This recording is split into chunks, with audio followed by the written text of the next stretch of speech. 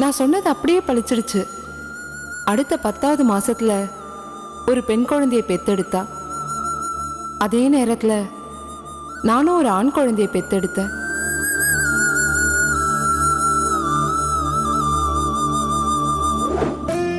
நிர்மலா, என் குழந்தைக்கு நீதான் பேர் வைக்கணும்.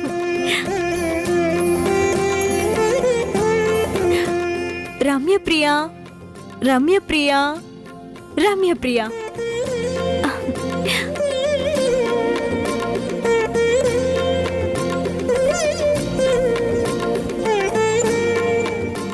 மனோகரி, என் 2 குழந்தைங்களுக்கு பேர் வச்ச மாதிரி என் பையனுக்கும் நீயே பேர் வச்சிரு. சரி, கொடு.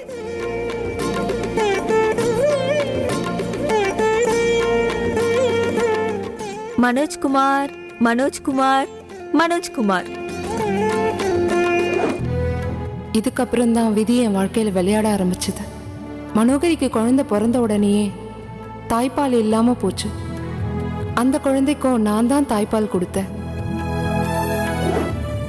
நிர்மலா, நான் உன்கிட்ட எந்த ரகசியத்தையும் மறைச்சதில்ல, இதையும் நான் மறைக்க போறதில்ல. எனக்கு லேட்டா தான் குழந்தை பிறந்துச்சு, அது உனக்கே தெரியும்ல. தாய்ப்பால் சுரக்கிறது அவ்வளவு கஷ்டமா இருக்கு. குழந்தைக்கு பால் கொடுக்கும்போது ரொம்ப கஷ்டமா இருக்கு தெரியுமா? குழந்தை பாலுக்காக அழும்போது பால் கொடுக்காமலும் இருக்க முடியல. எனக்கு ஒரு ஹெல்ப் பண்ணுவியா? என்ன பண்ணணும் சொல்ல. என் குழந்தைக்கும் சேர்த்து நீ பால் கொடுக்கறியா? ஹே, என்ன பேசுற நீ? ரம்யா பிரியா ஏன் பொண்ணு மாதிரி கூட முதல்ல நீ. ஓ, சரி சரி சரி. ஆனா என்னால அந்த குழந்தைக்கு தாய்ப்பால் கொடுக்காம இருக்க முடியல. என்னடா தங்கம், ரம்யா பிரியா சுச்சு சுச்சு.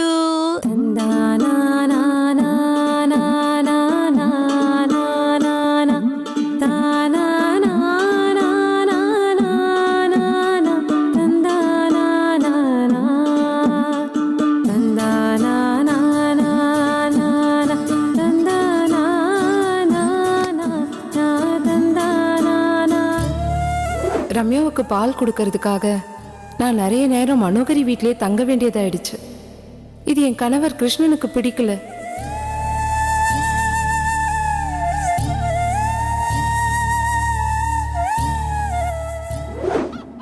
எந்த நேரமும் அவ வீட்லயே இருக்கிறியே. ரம்யா பிரியா உனக்கு பிறந்தாளா இல்ல அவளுக்கு பிறந்தாளா?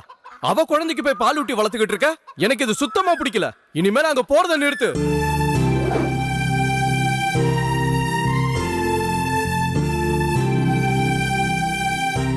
இது என் கணவருக்கு சுத்தமா பிடிக்கல.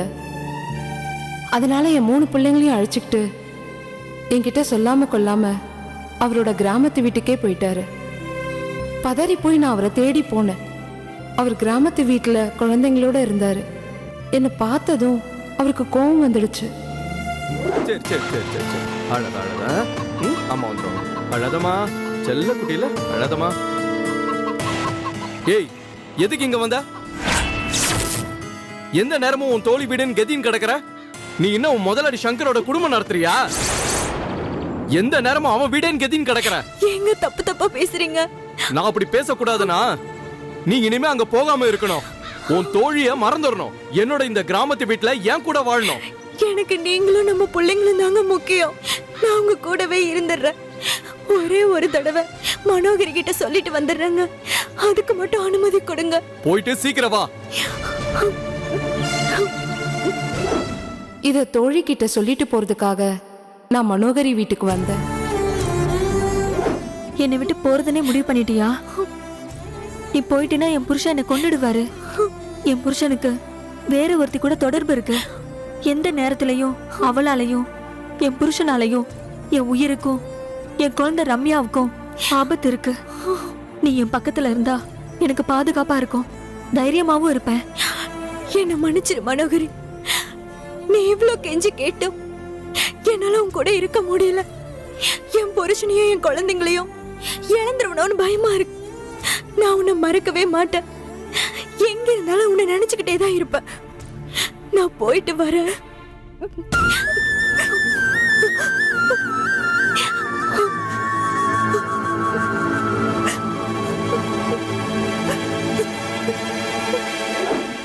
என் மனசை கல்லாக்கிக்கிட்டு மனோகரி 6 மாசம் நான் பிரிஞ்சு இருந்தேன். ஒரு நாள் அங்க வேலை செய்யற ஒருத்தி என் கிராமத்து வீட்டுக்கு வந்திருந்தா.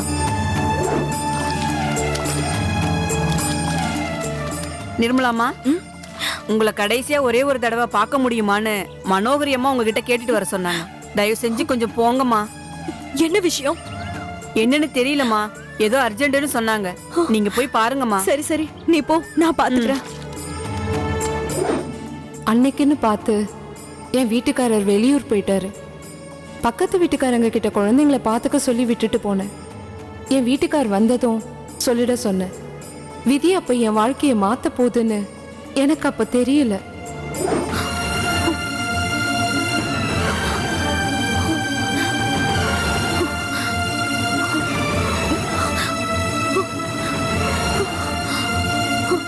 மனோகரி, மனோகரி, மனோகரி, மனோகரி, மனோகரி. நிர்மலா, என் புருஷனை மயக்கி வச்சிருக்காளே ஒருத்தி. அவ பேச்ச கேட்டுக்கிட்டு என்னை என் புருஷன் வெளியூர் கூட்டிட்டு போய் எனக்கு விஷம் கொடுத்துட்டாண்டி. என் பிள்ளைக்கு விஷம் கொடுக்கறதுக்கு முன்னாடி நான் தப்பிச்சு ஓடி வந்துட்டேன். என் பேர்ல இருக்கிற சொத்து பத்தெல்லாம் உன் பேர்ல எழுதி வச்சிருக்கேன், பத்திரமா வச்சுக்கோ. என் குழந்தை ரம்யாவை உன் குழந்தைய நினைச்சு வளர்த்துக்கோ. இங்க இருந்து சீக்கிரமா தப்பிச்சு போயிடு. அந்த சதிகாரியோட ஆளுங்க என்ன துரத்திட்டு வராங்க, நீ தப்பிச்சு போ. அவங்க கண்ணுல நீயும் குழந்தைய பாட்டுட்டா உங்க 2 பேரையும் கொண்டுடுவாங்கடி. சீக்கிரம் போடி மனோகரி, போடி மனோகரி. ஐயோ மனோகரி, மனோகரி, மனோகரி, ஹென்றி, மனோகரி, மனோகரி, இங்க பாரு Manohari, Manohari, Manohari, Manohari, Manohari, Manohari. Hey! Hey! Hey! Hey! ஏய் நில்லு. ஏய் ஏய் நில்லு. ஏய் நில்லு. ஏய் நில்லு. எங்க ஓடுற? ஏய் சொல்றல. ஏய் நில்லு. ஓடாத நில்லு. ஏய் நில்லு. ஏய் நில்லு. நில்லு. ஏய் நில்லு. ஏய் நில்லு. எங்க ஓடுற? அன்னைக்கு ஓடினவ தான் அடுத்த 1 வருஷத்துக்கு என்னால எங்கேயும் நிரந்தரமா இருக்க முடியல. ரவுடிங்க துரத்திக்கிட்டே இருந்தாங்க. அவங்களுக்கு பயந்து நான் இடத்த மாத்திக்கிட்டே இருந்தேன். அவங்கள விடாம என்னை கண்டுபிடிச்சு துரத்திக்கிட்டே இருந்தாங்க. ஒரு வழியா நான் சென்னைக்கு வந்து செட்டில் ஆனதுக்கு அப்புறம் அவங்களால கண்டுபிடிக்க முடியல. அதுக்கப்புறம் என் புருஷனையும் குழந்தைங்களையும் பார்க்க போனேன். போன இடத்துல வீடு பூட்டி இருந்துச்சு.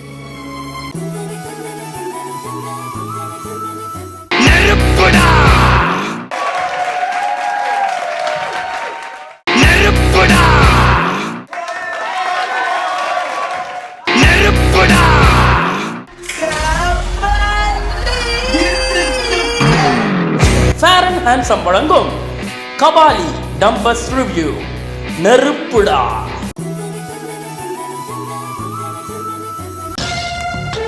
நிர்மலா,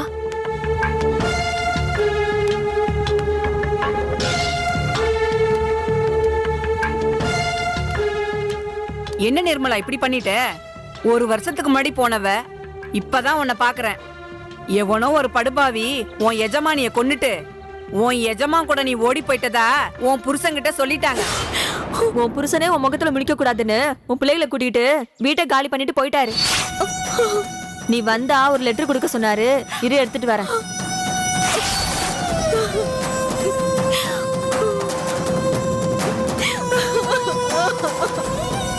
அழுவாத நிர்மலா, இங்கதான் எங்கேயாவது இருப்பாங்க, தேடி கண்டுபிடிச்சிடலாம். எனக்கு தெரிஞ்சவங்க சொல்லி தேட சொல்லலாம்.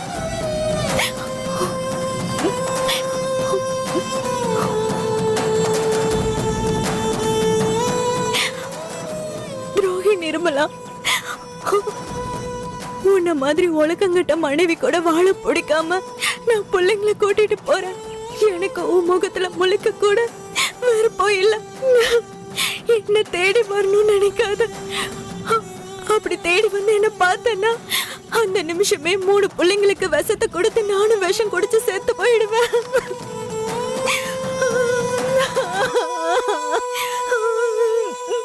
அவசரப்பட்டுட்டீங்களே, என்ன தப்பா புரிஞ்சுக்கிட்டீங்களே.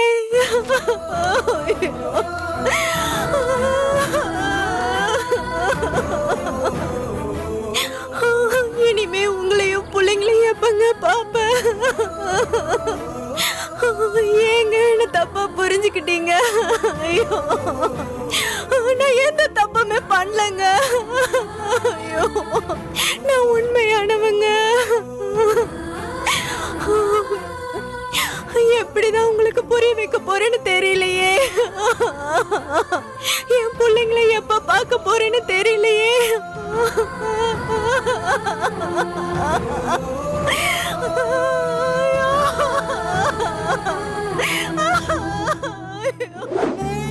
பிரியா, நீ தான் என் மகன்னு நான் உன்கிட்ட எப்படி சொல்லுவேன்?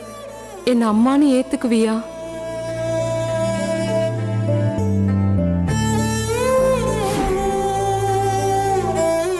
அப்போ பிரியா என் மகளா?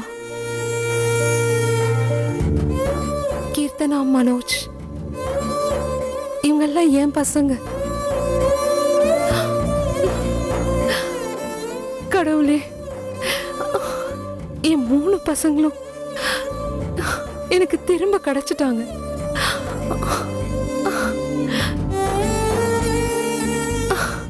என் மகளா நடிக்க சொன்ன அவளே ஏன் மக.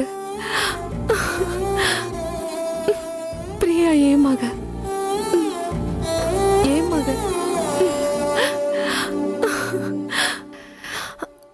ஏன் மக.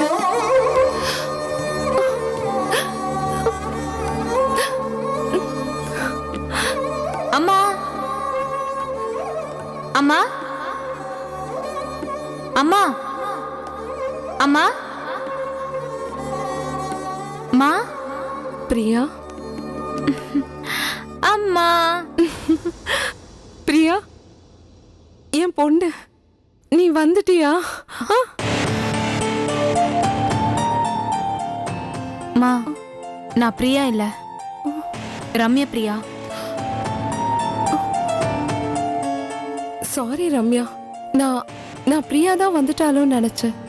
மா, பிரியாவோட வீட்டுக்கு வந்து இன்னும் 1 நாள் கூட ஆகல, அதுக்குள்ள பிரியா உங்களுக்கு மகளாயிட்டாளா?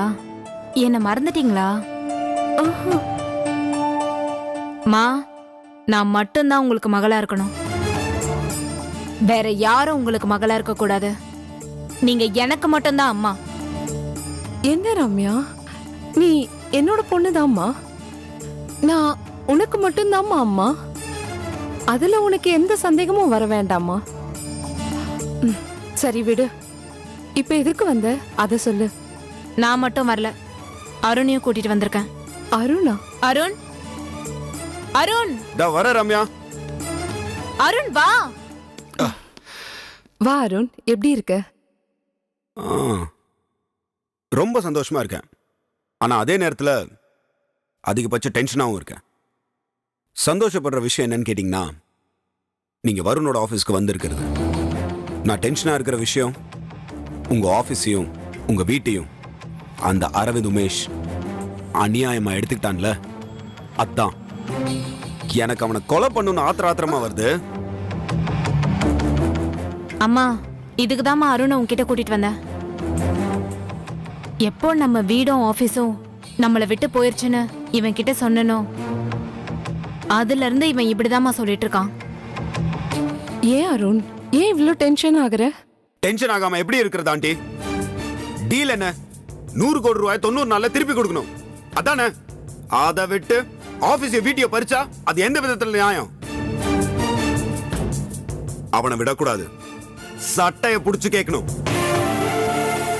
விடு அருண், நானே பொறுமையா இருக்கேன்னா அதுக்கு ஒரு காரணம் இருக்கு. அவங்க எப்படி என்கிட்ட இருந்து தந்திரமா வீடையும் சொத்தையும் எழுதி வாங்கினாங்களோ, அதே மாதிரி அதே பாணியில நாமளும் தந்திரமா இருந்து நம்ம சொத்தை எழுதி வாங்கணும்.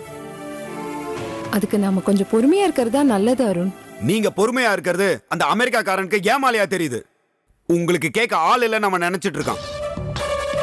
நீங்க சரின்னு ஒரு வார்த்தை சொல்லுங்க, அவனுங்களை அடிச்சு துவம்சம் பண்ணி ஓட விடுறேன்.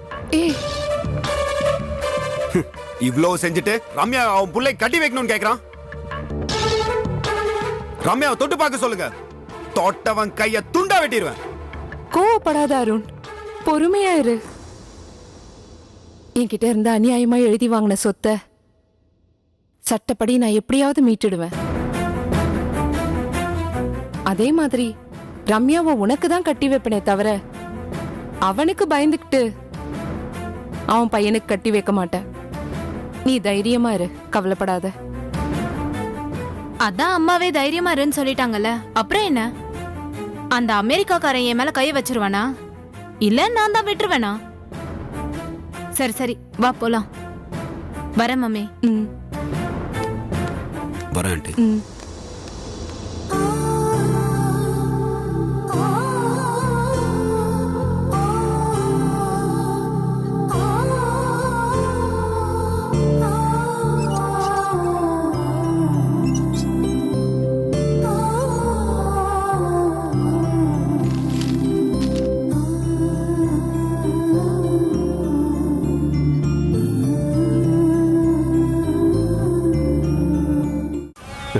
பார்க்கவே பெருமையா இருக்கு.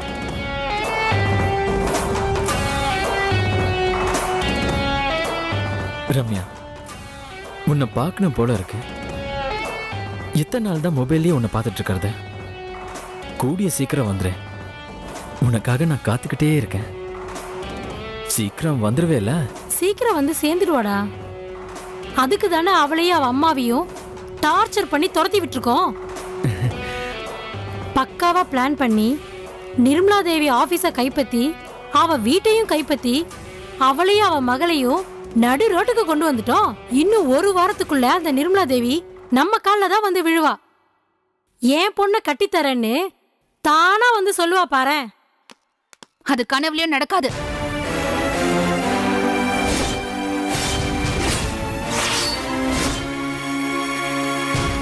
ஹலோ, யாருங்க நீங்க? கொஞ்சம் கூட மேனஸ் இல்லாம உள்ள வந்து பேசிட்டு இருக்கீங்க. ஆபீஸ் விட்டு வெளியில போங்க. இந்த ஆபீஸை விட்டு வெளியில போக வேண்டியது நாங்க இல்ல நீங்க.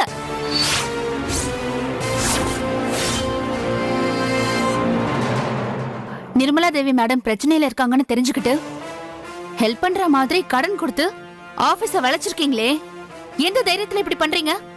கேட்க ஆள் இல்லன்னு நினைச்சீங்களா?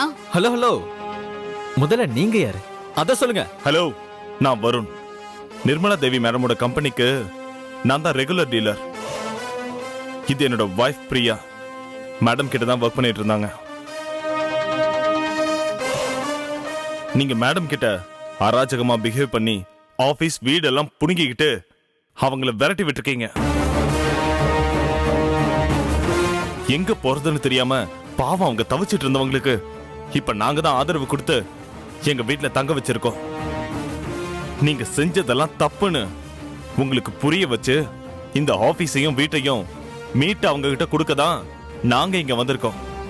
தம்பி, சேட்டு கடையில அடகு வச்ச அரப்போ நகையை மீட்க போறங்கிற மாதிரி ரொம்ப சிம்பிளா சொல்ற. நிர்மலா தேவி கொடுக்க வேண்டிய கடன் எவ்வளவு தெரியுமா? 100 கோடி. அதை உன்னால கொடுக்க முடியுமா?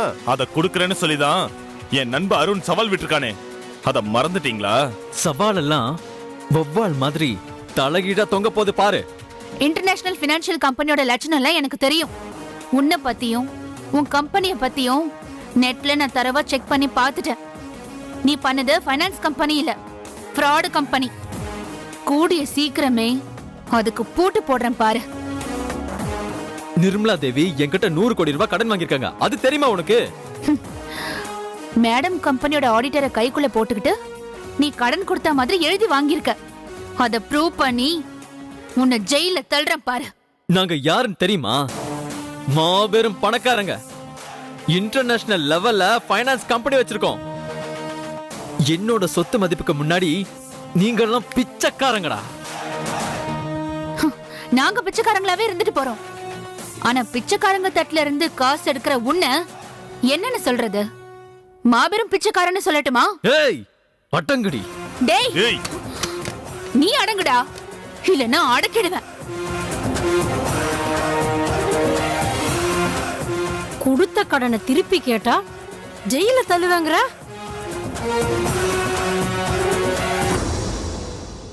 நாங்க கொடுத்தது அவ்வளவு என் புள்ள உழைச்சு சம்பாரிச்ச பணம்.